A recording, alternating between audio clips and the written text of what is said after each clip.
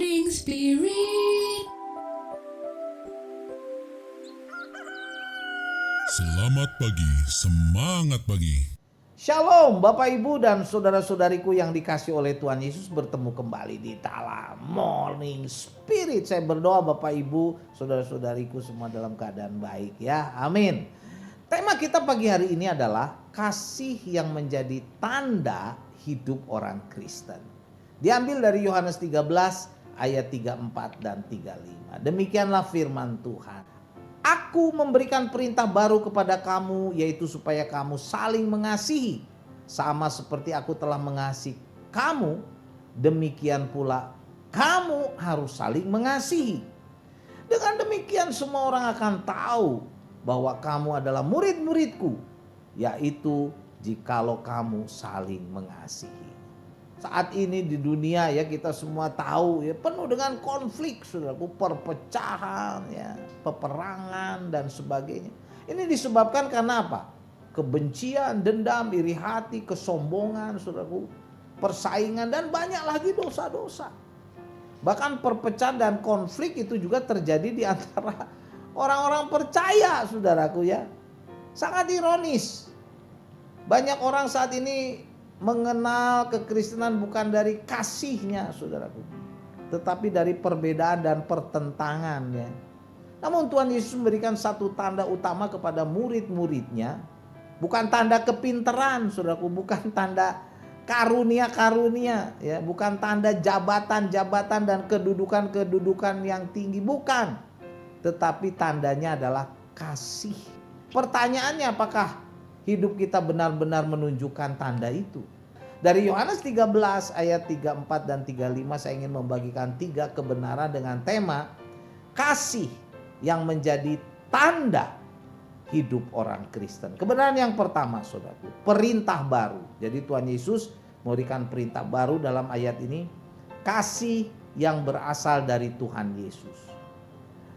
Yohanes 13 ayat 34a berkata, aku memberikan perintah baru kepada kamu.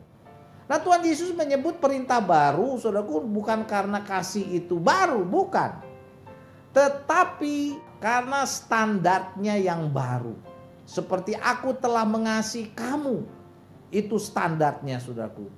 Kasih Kristus adalah kasih yang rela berkorban, kasih yang rela mengampuni, kasih yang mempedulikan orang, kasih yang tanpa syarat, saudaraku. Inilah perintah baru itu. Jadi kalau kita diperintahkan untuk mengasihi, kita harus mengasihi seperti Kristus telah mengasihi kamu atau mengasihi kita.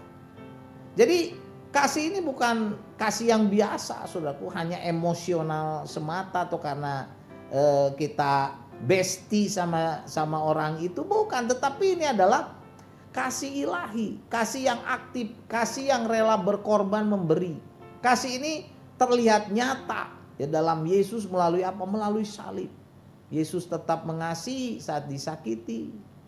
Yesus tetap mengampuni saat disalibkan. Yesus memberikan nyawanya bagi orang-orang yang tidak layak, saudaraku. Nah, kasih yang seperti inilah yang Tuhan perintahkan standarnya terjadi dalam hidup kita. Di sini kita belajar, saudaraku, bahwa mengasihi bukan karena orang itu baik kepada kita. Kita mengasihi bahkan saat kita disakiti, saat kita dikritik, dan kita mengasihi dengan tindakan, bukan dengan kata-kata saja.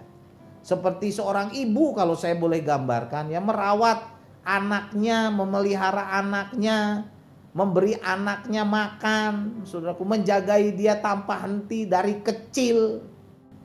Walaupun anaknya bandel, suka melawan, saudaraku. Bahkan anaknya itu tidak peduli sama ibunya, tapi ibunya tetap mengasihi. Itulah kalau saya boleh gambarkan Tuhan Yesus, saudaraku, yang rela memberi, rela berkorban, ya, rela disakiti dan tanpa menuntut balasan. Nah, kasih itulah standar yang diperintahkan untuk kita. Kebenaran yang kedua, saudaraku, kasih yang menjadi tanda hidup orang Kristen adalah perintah yang harus dilakukan supaya kita saling mengasihi ya. Selanjutnya Yohanes 13 ayat 34b berkata, supaya kamu saling mengasihi.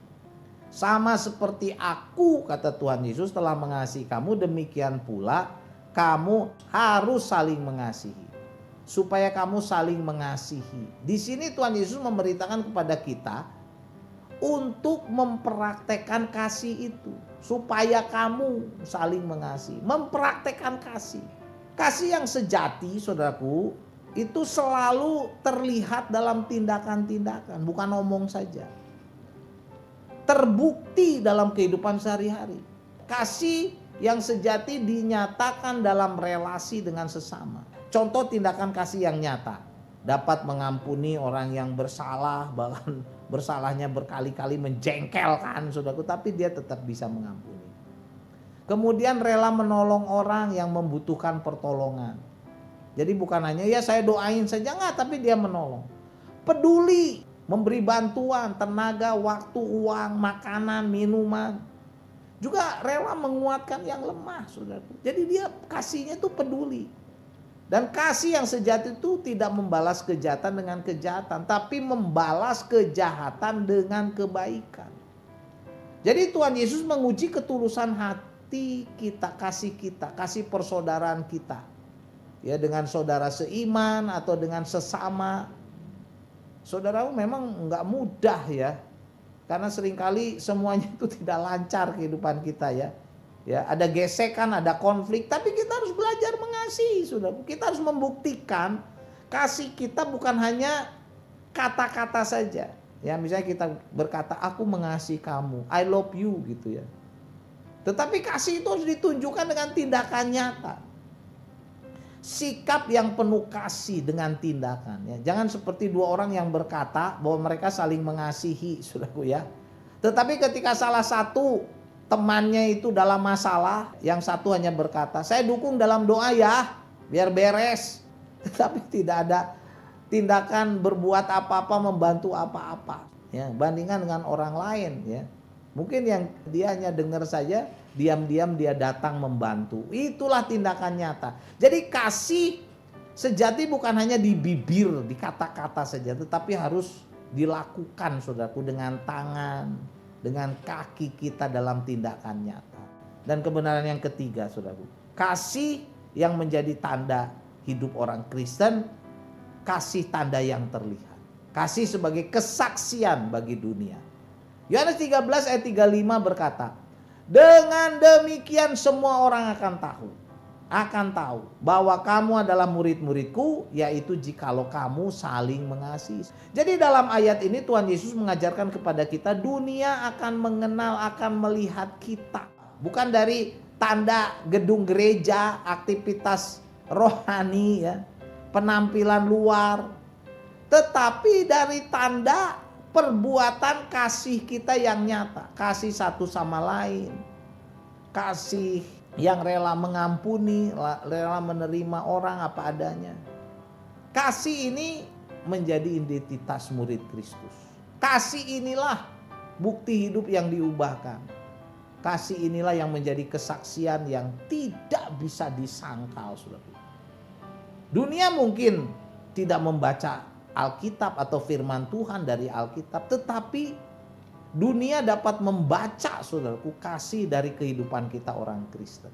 Pertanyaannya, apakah orang lain saat ini dapat melihat kasih Kristus dalam kehidupan kita? Apakah persaudaraan kita sebagai orang percaya ya, di gereja, dalam keluarga, dapat menjadi kesaksian atau menjadi batu sandungan? Ada cerita, saudaraku ya, seorang yang bukan Kristen berkata, saya sama sekali tidak tertarik dengan agama kalian, tetapi saya ingin melihat bagaimana kalian bisa saling mengasihi dengan tulus. Dan itulah sesungguhnya yang membuat saya ingin mengenal Tuhan kalian. Kasih kita yang tulus membuka pintu, saudaraku, yang tertutup, yang tidak bisa dibuka oleh sekedar kata-kata. Tuhan Yesus memberikan satu tanda utama bagi para muridnya, yaitu kasih seperti Kristus, kasih yang nyata, kasih yang menjadi kesaksian. Jadi pertanyaan untuk direnungkan, saudaraku, ini penting sekali. Apakah kasih Kristus telah nyata dalam hidup kita, dalam keluarga, gereja, masyarakat, dengan teman-teman? Apakah saya mengasihi orang, hanya orang yang mudah kita kasihi? Apakah kehidupan kita sudah menjadi kesaksian bagi dunia ini?